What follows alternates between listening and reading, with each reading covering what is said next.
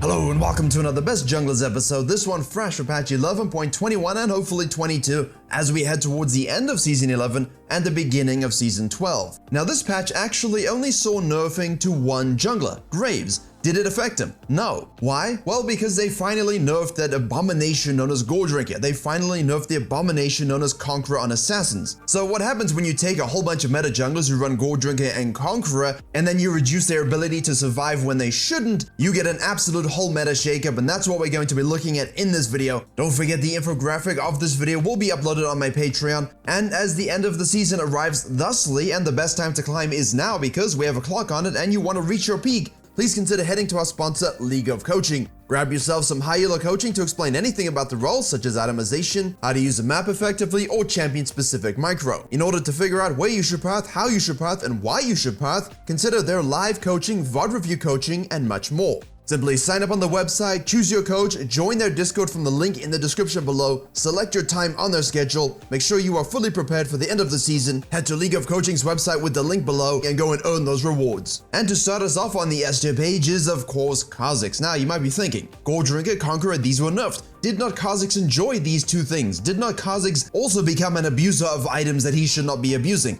Well, yes, but I just released a comparison between a 1 million point challenger player and a 1 million point gold player to show you that you can lethality, dark harvest, electrocute as much as you want. The R Revolve first is going very strong. W Revolve is always giga broken, 90% slows and whatnot. But with the lethality itemization coming in Season 12 as well, and the fact that Kha'zix never really needed Gore Drinker and of course Conqueror. Obviously Agurian is probably upset as he was going even Frozen Heart at this stage, but it does not make him unplayable whatsoever. In fact, Kha'zix doesn't mind. Kha'zix can go those things because if the meta is a bit more hard-hitting, a bit more survivory, then those same tools just work for him in the same sort of capacity. But if he has to be a lethality assassin dealer and there's no one else that can sort of absorb and out-sustain that damage, of course there is no one, then he will be S+ and he will sit atop the meta. On the other hand, they decided, you know what, Graves, this is too strong. Fleet footwork, we're gonna buff you, we're gonna buff Graves. And everyone sort of said, oh, I guess it's just a Graves meta. It seems we go in this, sine graph where he is meta, he isn't meta, he is meta, he isn't meta, and he kind of works his way in and out between it. It just seems this is the loop of Graves. The thing is, he is the one that received the direct nerf, the nerf to his True Grit passive with the armor stacking going down a little bit. But the thing is, when you nerf the Conqueror also, nerf the AD early, you nerf the uptime, and you nerf Gore Drinker, then the champions that would have abused the fact that you just nerfed his True Grit no longer can abuse it because they don't exist and they're absolutely terrible and their win rates are hilarious and I'm enjoying it. I do fear the Camille's win rate, but nonetheless the Gore Drinker Conqueror nerfs have left those abominations at the bottom of the gutter. So in conclusion, Graves. And of course Ekko, because Ekko isn't AD. We don't have Serpent's Fangs to abuse when they get nerfed. We don't have Ghost Blades to benefit from when it gets buffed. We're just stuck with very limited itemization and options, which will be rectified in Season 12 coming forth in the preseason. But for now, Ekko enjoys his faster clears, his infinite stun, his reset button, and of course the fact that all the champions that could absorb his damage no longer can absorb said damage. Now on the one very good AP item, the Rocket Belt is just quintessential to his existence. You got the Lichbane, Deathcap, Zhonya's, and Mejai's. What more could you want as an assassin jungler who can wave clear, gank, and skirmish early? And by the way, as I've mentioned in many videos lately, snowball with this champion, please. You are the counter ganker supreme. Track, set yourself up, W counter gank once their dashes and flashes are down, and use that to apply oppressive pressure to the map. This is really how you excel and play the champion. However, another champion that is doing very well and right, keep buffing AD ratios and saying, hey listen, Viego guys, stop building Divine Sunderer, stop building Fighter for no reason. We're buffing the crit amplifier on the ultimate, we're buffing his AD ratios, the bonus AD ratios, and everyone says, you know what, I'm okay, I'm gonna keep building Divine Sunder and Sterix Gauge. What about Blade of the Ruin King, guys? What about the Kraken Slay? What about Shield Bow? That's something spicy. And yes, you can still build Divine Sunder. It is still good, but please look at the Kraken Slay, look at the Shield Bow. It is squishy, it does make you a bit more of an assassin in that sense, but the damage really is absolutely obscene. You have enough built-in sustain thanks to the lifesteal of that itemization, thanks to, if you go Shield Bow, the shield within that, the lifeline, and of course you have the healing from your passive, which now benefits from having more AD. Hopefully you get where I'm going with this, but whatever your build path may be, whatever you enjoy the most, Viego's one of the best junglers in the game, reset, snowballing, and of course, fun. I mean, not for the enemy like me, but for you guys, fun. And in the interest of enjoying yourself and making the enemy not enjoy themselves, Fiddlesticks will always be perpetually here. I'm not going to repeat myself every single video, although I do enjoy saying sucky suck and open your spaghetti head and all the kind of funny things we get to say about Fiddlesticks. But I will leave the following tidbit. You are predictable and you do have downsides. Canyon exposed this hugely against Inspired, and I made a whole Worlds video describing why this happened and why it should not happen in pro play. And yes, I understand you Fiddlesticks almost have an OCD nature to your clears, but please learn to ward properly, learn to adapt if things are not going your way. And if you get suppressed early, just remember to use that good umbrella power thing, play safely, you know you scale, and the ultimate is just a game changer.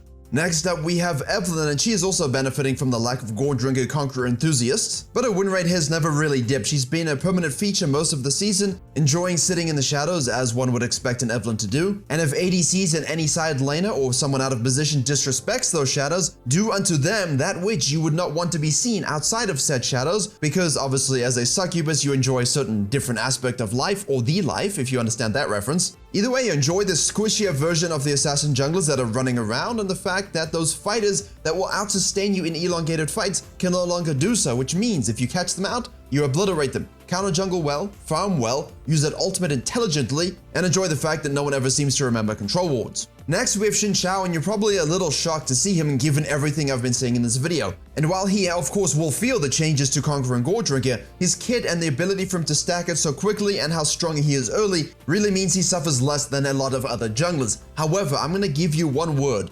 Eclipse. Obviously you can run Hail of Blades as well, but Eclipse, so you can go back to this, you can try the shield bow if you want. There are alternatives for Xin Zhao to really dominate a game and snowball. Again, once more, it will be less forgiving in those long drawn out fights, so played accordingly, but nevertheless he still has a presence in the meta. Hey ho, what's that? Strikebreaker buffs, a few adjustments because of Gore Drinker and Iron Spike whiff changes. As a person who enjoyed building Tiamat and Rengar on Warwick, the whiff there is intentional. But Nocturne's win rate is looking mighty spicy, a little bit of a resurgence in that department, but it never really went away. People just kind of got bored of playing it. He liked a sort of flare or a sort of takeover button. I mean, the ultimate is the quintessential takeover button, but it really wasn't felt as impactful as a lot of other junglers. While he obviously hates the Kha'zix, at least statistically, if you ban that, you should have no issue navigating everything around you. And now we head to the A tier page. Shaco still maintains his weird presence. We saw him even picked in Worlds, but it was more of a troll pick. It shows you the cheese factor, but how you can burn sums and get ganks off just by pressing one button that requires zero skill. And it also shows you in a coordinated setting how useless it can end up being anyway. However, organized and solo queue are two things you've never really heard in the same sentence unless you're talking about extreme opposites. Therefore, if you enjoy the Shaco clown business, it's booming, you gigantic weirdos. And on that note, I do have Rek'sai next up, and I'm gonna reference H from the Discord who, you know, when we talk about Rek'sai, the conversation turns and twists into a little bit of a dark place, but we tend to ignore that as much as we can. And yes, Conqueror is good on Rek'sai, and she has enjoyed it. She enjoyed matching up with those that had it as well, giving more AD to an ultimate that's already quite powerful. Yeah, that's pretty good, but if you're desiring more of a snowball fantasy and really quickly stack it, get the E Fury, run around the map and just obliterate everything, Hail of Blades still works. The win rate is still very good. But as always, closing the game is tantamount to your success, understanding how to push the map, apply pressure to enemy jugglers. See the recent videos for that, we've talked about it quite a bit. We've also talked quite a bit about Nunu and Willem's ability to parole the rivers. That really hasn't changed, but anything that could always match up against Nunu that provided a bit of difficulty, they aren't really things that you will see as often as other meta champions. Certain champions are just bad in the win rate department because their worst fears happen to be played a lot, happen to define the meta, which means if you see them a lot and basically every game you're going against a counter, your win rate is going to be lower. Nunu and Willem really don't have that same issue. You know, for example, statistically, Rengar is the best versus Nunu, but how often are you going to see a Rengar that not only knows how to punish you, but who's actually good anyway? And I'm just using that as an example to prove a point, but on the note of boosted win rates or something that's gone up a little bit, Kindred is amongst those champions. Has been good for most of the year, and I'm actually surprised that I see quite a bit of, wow, when is Kindred going to be good again? When are they going to buff Kindred? Or I haven't seen a Kindred in ages. I don't know, in my games in high elo, I see Kindreds all the time, and I understand they're more suited to high elo play and champions and players who have better game knowledge, but Kindred really thrives on having aggressive pathing and having unique pathing.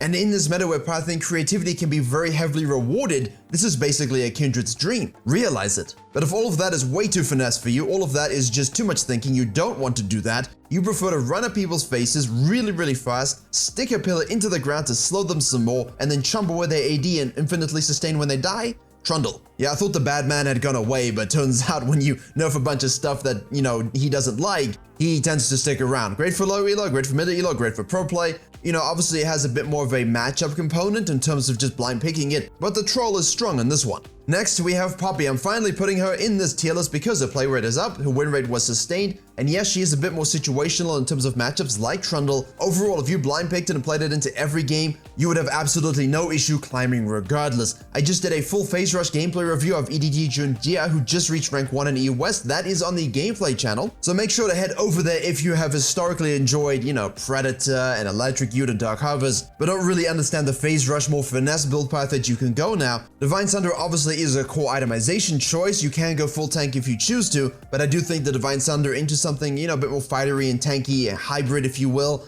is the best way to play in the current state. And you're the original anti-dash champion, so if you're seeing the Kianas, the Talons, anything that thinks they are superior because they can dash, choose Poppy. Ever since Riot added a few more of those small buffs recently, Taliyah has done very well in the jungle. They did try and tone it down just a little bit because the changes were directed for mid lane, obviously that benefited jungle as well. But regardless of that, her win rate is actually still good and she performs well. You do need a bit more setup in terms of CC to guarantee your combo, to guarantee the W, but don't let that stop you from picking a very strong champion. Finally, Hecarim is returning. Now, before you all get PTSD flashbacks and start freaking out, he is not some kind of hidden OP donkey runner that's gonna curb stomp every other champion. You can, if you are good and built right, you know, Triverse for Sundera, actually have good success and climb very easily now, especially against the Conqueror players, or should I say Gore Drinker players. But he does have meaningful counterplay, it doesn't feel impossible to deal with, and obviously he's weaker early and is now not unkillable. So a lot of those things make him fair to play against, but for those who know how to be everywhere on the map, Hecarim is sitting in a very, very good spot. So if you main this champion or you want something a bit under the radar that's not going to be banned, this is a great one for end of season LP games.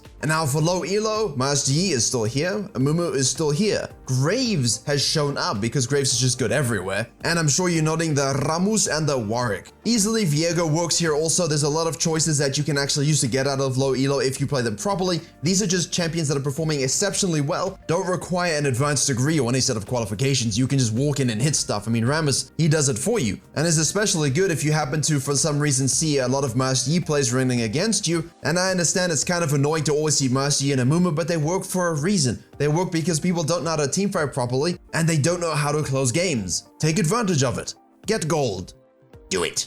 And finally, the high elo page, Nidalee, still reigns as the queen of the jungle. At least his win rate is looking very nice though. I do notice the buffs and the change in the meta are affecting her in a very positive way. She looks to be on the cusp of glowing brightly, but Nidalee's still best in the meta. And if you have hands and you're Master Plus player, learn to play this champion and enjoy, you know, taking over every game. Rocket Belt, by the way. Rocket Belt. Graves and Viego should surprise absolutely no one. Kha'Zix as well. Now, I could have put a few other champions, and obviously I go by pick rate very heavily here, along with the win rate and the presence, not just, oh look, he has a 48% win rate, therefore he's bad. That doesn't mean anything in high elo when you've got a super high pick rate and ban rate. And that's why Talon is still here, but Olaf is the one who does very well against a lot of the champions you're going to be seeing in high elo, so as a counter pick or something that just allows you to steamroll with a Yuumi, he is obviously a very good choice. And every other champion had the spite passive removed, and Olaf goes, you guys didn't have that built into your kit? Huh, unfortunate. And then he raids all over your village. Don't forget the Taliyahs of the world, the Kindreds of the world, they are always going to perform well in high elo. There's so many champions you can play. I'm putting this as an addendum every single video. But there you have it, a rundown of the best performing junglers in the solo queue environment after the Gore Drinker and Conqueror nerfs. Praise be to Odin.